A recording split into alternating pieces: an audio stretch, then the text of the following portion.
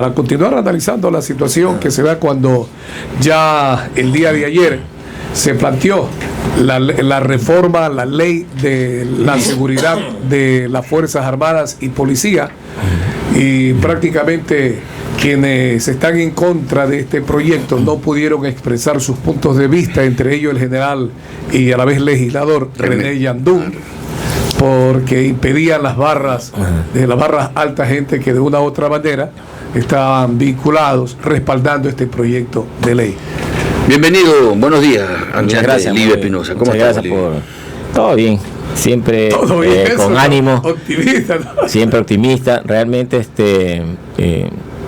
nosotros estamos preparados para, en situaciones adversas, no perder la calma, ser prudentes y ser muy sabios para poder tomar decisiones que realmente puedan hacer un cambio a las adversidades por las que uno atraviesa. Así que esta es una más de las que he pasado en mi vida, así que realmente cada día me siento más motivado porque sé que lo que estoy haciendo está bajo mis principios, mis valores, sobre mi honor, sobre la dignidad, que son principios que vine de mi casa y que se fueron fortaleciendo día a día durante los 35 años que yo estuve siendo parte de la familia militar, porque para mí es un honor haberla servido y haber servido a mi país. Ahora, estos temas, de acuerdo a las expresiones que se están utilizando por parte de asambleístas y del propio presidente de la República, que se están dando esta confrontación y esta reacción, dicen, de los militares en servicio pasivo y ya de algunos en servicio activo, se debe exclusivamente, dice que no quieren, dicen ellos, perder muchas prebendas de esos excesos, porque todo se circunscribe, al menos desde el lado de los oficialistas, a que hay, dice, una diferencia extremada entre generales y almirantes que ganan casi $5,000 y otros que apenas llegan a $900. Es decir, se intenta de alguna manera decir que se tienen ciertos privilegios. Y eso es lo que provoca la reacción, que no están dispuestos a ceder en esos privilegios que han mantenido por décadas. Es decir, realmente es el tema que los lleva a ustedes a plantear su disconformidad con el proyecto de reformas, Livio. Mire, yo tengo 35 años serví a mi país a través de la Fuerza Naval, tengo 8 años de haber salido de ella, y en estos 43 años realmente es la primera vez que Fuerzas Armadas han sido tan vejadas de parte de un gobierno, ¿no? De parte de un presidente que ya está colocando al pueblo sobre los militares. Ya es algo que nunca se ha visto en la historia, donde ahora los militares somos de lo último, ahora los militares somos privilegiados, ahora los insultan en la calle, los quisieran agredir, van por todas partes, ahora ya le están colocando al pueblo encima. Mire, yo creo que este país, en vez de estar metido en todo este tipo de cosas, debemos un poco estudiar lo que es principios y valores. Yo he cogido 2 o 3 principios hoy día para conversar aquí, como es el primero, el principio del respeto. Mire, la premisa más importante sobre el respeto es que para ser respetado es necesario saber aprender a respetar, a comprender al otro, a valorar sus intereses, sus necesidades. Esto es un respeto mutuo. Respetar no significa estar de acuerdo en todos los ámbitos con otra persona, sino que más bien que se trata de no discriminar, no ofender a esa persona. Respetar es ser tolerante con quien no piensa igual que él, o con quien no comparte sus mismos gustos o intereses. Entonces, eso es lo que está pasando en este país. O sea, no hay respeto de parte de la máxima autoridad, como ahora lo dice. O sea, entonces, por supuesto, ese falta de respeto está haciendo cada día que primero no se le respete a él, y segundo, él y el pueblo ya no respeta a nadie. Entonces, Sí, calificarlos de antipatria, traidores a la patria, es terrible. Entonces, imagínense, es la primera vez en 40 años que yo he visto, y sinceramente me siento defraudado, ¿no? Defraudado de que haber entregado 35 años y no haya y que haya esta respuesta. Realmente una ingratitud para parecer. O sea, y otro principio aquí que se ve, voy hablando también, es del odio. Vulnerado. El odio se puede basar en el miedo. O sea, cuando el odio está en una persona, ¿no, verdad? Ya hay en esa persona sentimientos de destrucción. El odio atenta contra la posibilidad de un diálogo, de una construcción común.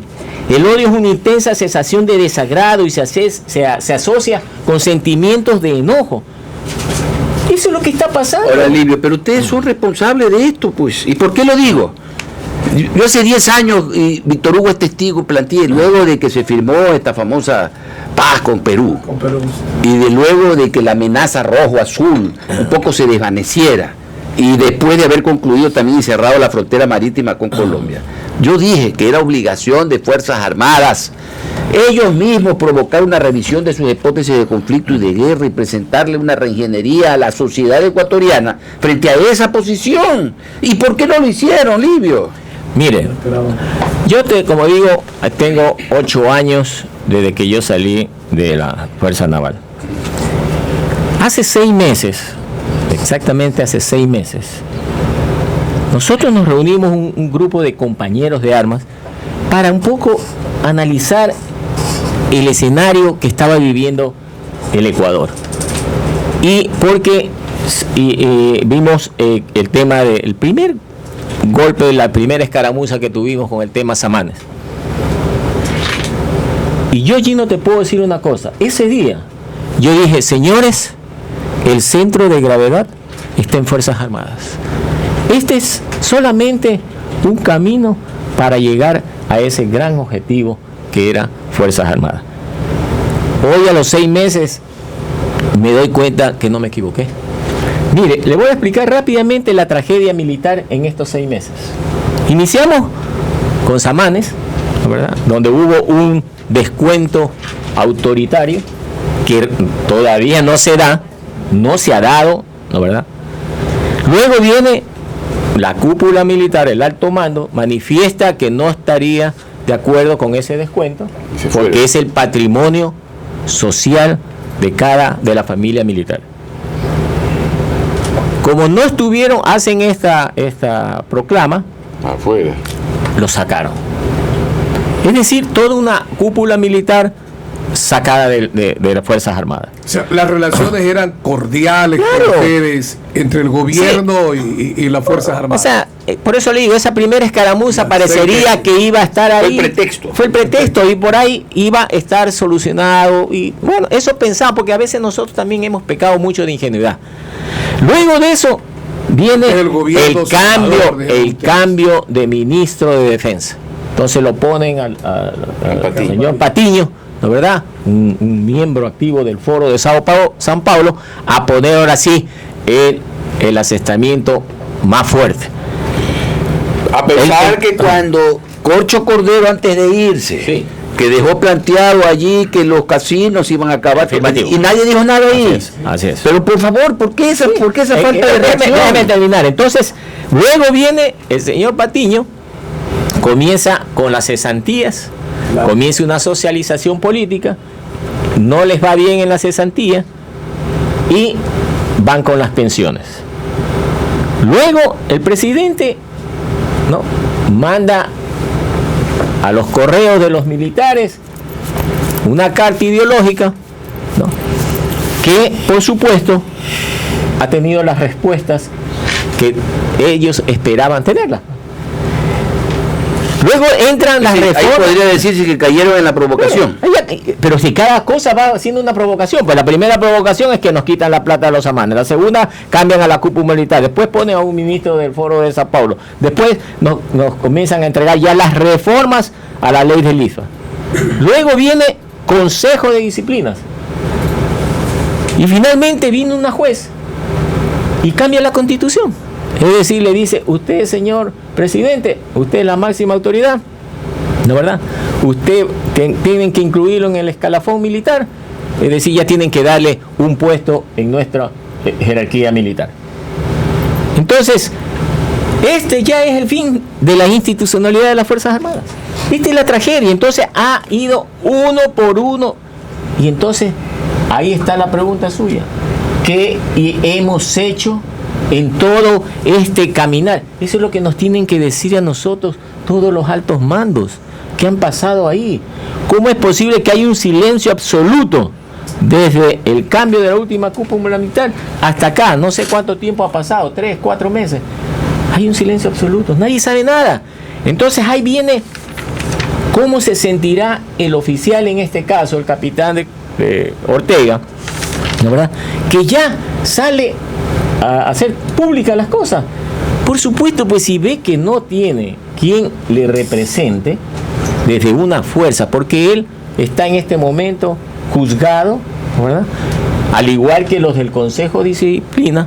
Entonces tiene que haber pues una presencia que diga algo, pues. Ahora, yo le planteaba al doctor Joffre Campaña, que nos acompañó antes que tú llegues, Livio, una posible hipótesis, porque es decir, en las Fuerzas Armadas uno juega con las hipótesis, con los escenarios, etcétera, etcétera.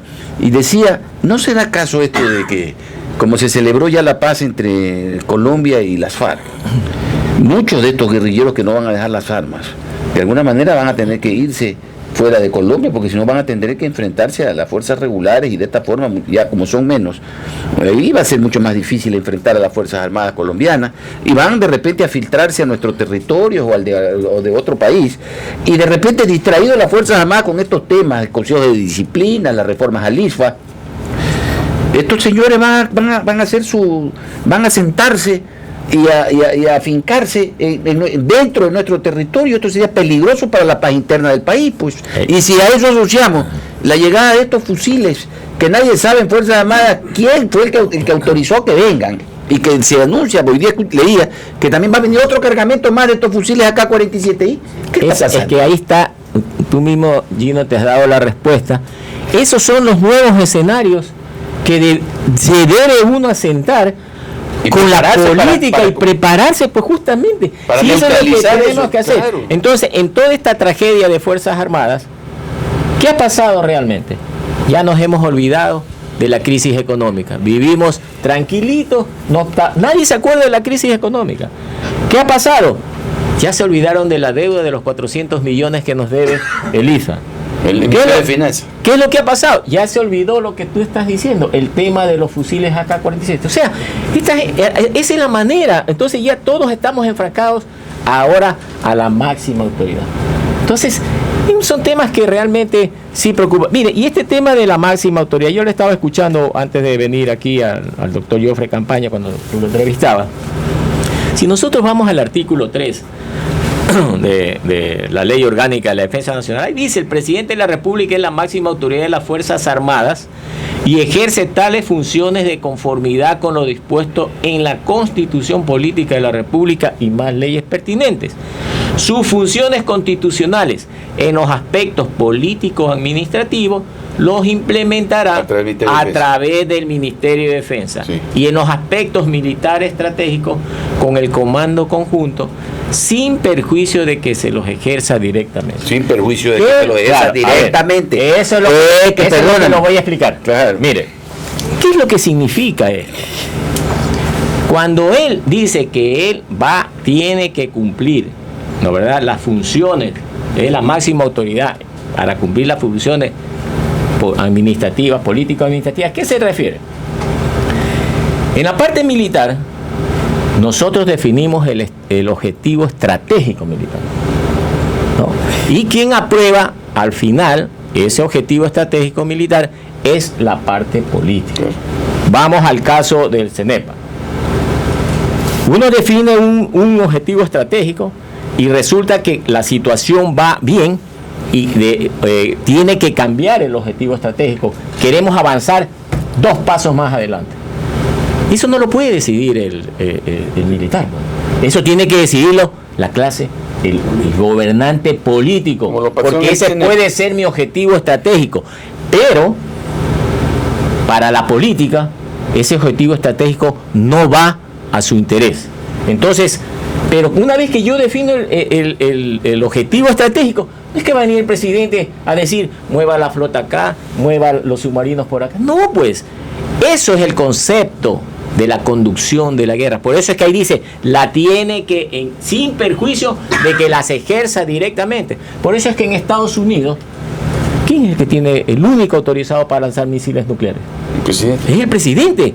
Esa es la máxima autoridad. Y también aquí en Ecuador el único que puede decir se acabó la guerra es el presidente. Claro. Como en hecho pasó en el CENEP. Militarmente, estratégicamente teníamos ganado en el conflicto ahí, podríamos haber ampliado más. El presidente Sixto Durán dijo, no, ahí nos quedamos. Se limitó la acción del militar en ese conflicto muy focalizado que había. Entonces, ¿qué pasa? Si mañana los militares en cualquier parte del mundo le dicen, señor presidente, este es el objetivo estratégico militar, que es el que nosotros asesoramos y le ponemos a usted. Entonces viene el presidente y dice, no, yo no estoy de acuerdo con eso. Este es mi objetivo estratégico militar. Señor, firme aquí. Porque ahora usted es el responsable por haberse metido en un campo militar que no es de su competencia, ¿no? Entonces, aquí hay un tema hay una figura que aprendí ahora, me la explicaron un abogado, que es la relación de sujeción especial. Quisiera que anoten este término, relación de sujeción especial. ¿Qué es lo que quiere decir eso? Lo voy a poner como un ejemplo. El presidente es la máxima autoridad de todos, ¿no es verdad? ¿Qué pasa cuando tú estás enfermo en un hospital público? Uno no se puede ir, pues. Dice, mañana me voy. No, espérese un ratito. Usted en este hospital, usted está sujeto a una normativa de este hospital. Podrá venir la máxima autoridad, que en este caso también sería el ministro de Salud, y decirle, no, déjelo salir. O puede decir el presidente, déjelo salir. No, eso se llama relación de sujeción especial, es decir, uno está ahí adentro y se somete a la normativa y a la jerarquía que hay en ese lugar. Eso es lo que pasa con los militares. Dentro de esa estructura hay una relación de sujeción especial. Y en todo ámbito, ¿no? En todo ámbito pasa eso. O si no, imagínense, ya en este caso el presidente va a dar de alta enfermo, el presidente va a meterse a decir consejo de disciplina. Entonces, todas estas cosas tienen que ser un poco... Pero hay un tema, y que también le preguntamos a Joffre, es que es gravísimo lo que dice el presidente, que se están dando ya golpes de Estado blandos, ¿cómo es blando, no? Es decir, suaves. O suaves, perdón. ¿Qué es esto? Y ya lo dice de parte de oficiales en servicio activo. Es decir, si hay oficiales en servicio activo, eso en cualquier ámbito se llama sedición, pues, ¿no? El golpe de Estado es un delito, pues. Si hemos hablado de toda esta tragedia de Fuerzas Armadas, desde el inicio de Samanes hasta el fin de la institución, y no ha habido un oficial que haya hecho nada, entonces, ¿de qué estamos hablando? Si esto en 40 años, como lo he dicho, nunca ha pasado esta tragedia, nunca ha pasado. Entonces, pero si el presidente hace cuántos años viene diciendo que lo quieren tumbar, que le quieren ver poblando, que si me voy... Aquí no hay nada, aquí lo que más quiere el pueblo ecuatoriano es que se queden hasta que rindan cuentas, cuando venga otro gobierno, rindan cuentas de... Y la pregunta que también es válida, bueno, ¿cómo superamos este contencioso, este conflicto? ¿Cómo lo superamos? Desde el ámbito militar, las Fuerzas Armadas aceptan en todo caso la subordinación al poder civil, en eso no hay cuestionamiento. Sí, o sea, aquí lo que se debe hacer, como en cualquier país civilizado, es entrar en un diálogo. Aquí tenemos que sentarnos a dialogar sin odios, con respeto, con humildad. O sea, tenemos que sentarnos, pues aquí no es que es al golpe, pues. Mire, usted va ahora a la calle, entonces ya el militar ya no puede salir.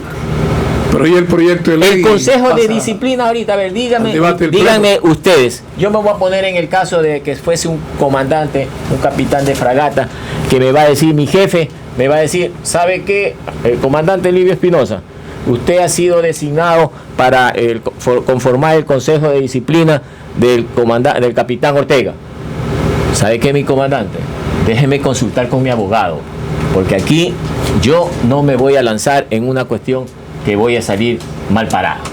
Entonces, y después va a pasar a otro, y entonces, ¿qué ha pasado ya? Está rota la estructura, la disciplina, pues. Y la obediencia. ¿Verdad? Por eso, mire, mi estimado Gino, ¿qué pasa? Aquí le escuché que hay oficiales en servicio activo que están presentando acciones de protección. Hay oficiales de la Fuerza Naval que están haciendo cuestiones públicas, que son vejados cuando van, porque fue vejado el capitán de Ortega, fue vejado al igual que al doctor Bisuete, casi le dan un garrotazo, si no es por una dama que fue que puso la mano. Las fuerzas ya no van a quererse conformar al Consejo de Disciplina. Al general Ernesto González también lo vejaron. Claro, no le permitieron. Usted se ha puesto a pensar, cómo es la situación moral de ese capitán Ortega. Está destruido. Esa familia, la mamá. Pero ¿por qué no pensó eso el capitán Ortega al contestar esa carta? Eso es lo que yo digo. Porque un militar sabe perfectamente lo que puede y no puede hacer. Pero ¿no será que lo utilizaron al pobre capitán Ortega para que aquellos que no han tenido los pantalones para decir las cosas, diciendo, tú arriésgate, hermano? Y ahora lo dejaron solo. Pero parecería que sí, pues. ¿Por qué está callado el comandante general de Marina? Lo que yo digo, que él debió, porque se trata de un subalterno, presentarse pues a darle cuentas al país por la fuerza que él comanda, porque en todo caso, si él está callado significa que no es un buen comandante, pues. Ayer no se presentaron al Consejo de Disciplina aquí.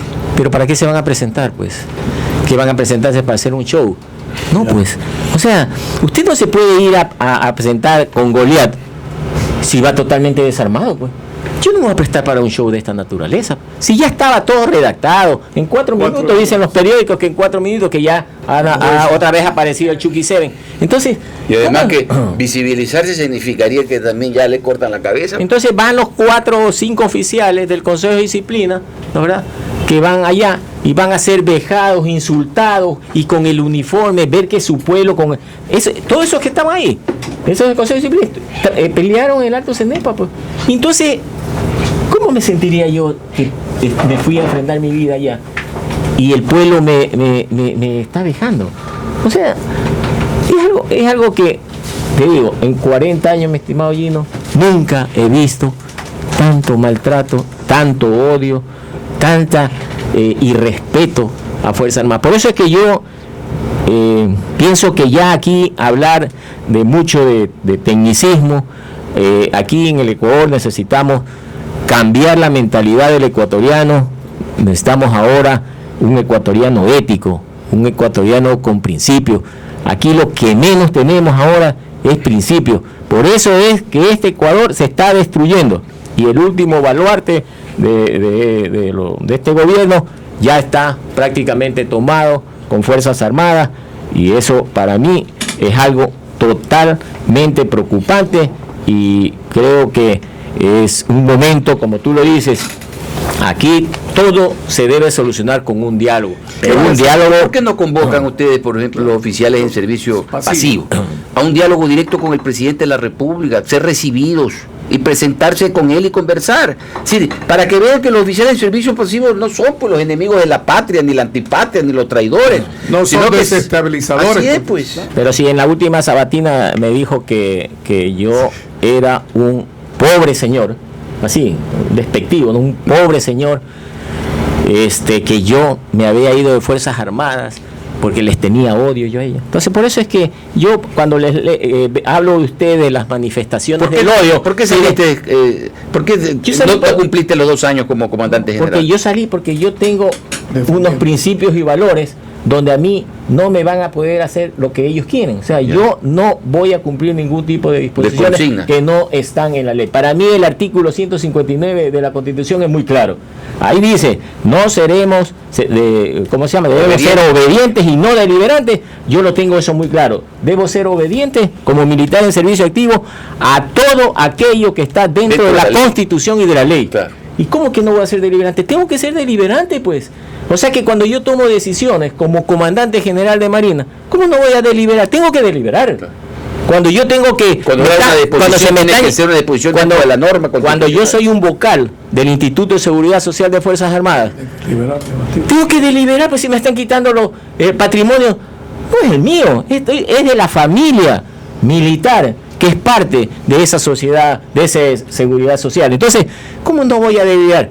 Lo que yo no puedo deliberar es en temas que la política está definiendo para el bien del país y dentro de la ley. O sea, ¿qué quiere decir? Que yo como militar, viene el presidente de la República y dice, pégale un puñete ese ahí. Allá, aquí el artículo 59 dice que debe ser obediente al poder civil. Mire, si el tema del poder civil, para que ustedes vean, ¿qué es? El poder civil es una expresión que designa la parte del aparato del Estado de la que depende el mantenimiento de la ley y del orden público. Ese es el poder civil. O sea, el poder civil no es que Livio Espinosa, presidente del Ecuador, tiene poder civil para hacer lo que le dé en gana. No, tengo el poder civil, es lo que me faculta la ley. Entonces aquí, señores, aquí se necesita un presidente que una al Ecuador, no un presidente que desuna al Ecuador. Mire el ejemplo que está de Venezuela, totalmente dividido ese país. No sé cuándo va a venir la explosión de esa cuestión. La pregunta es, ¿queremos esa Venezuela en el Ecuador? Entonces la clase política, el pueblo y los gobernantes deben sentarse a un diálogo profundo para enfrentar lo que realmente debemos enfrentar, que es la crisis económica que el Ecuador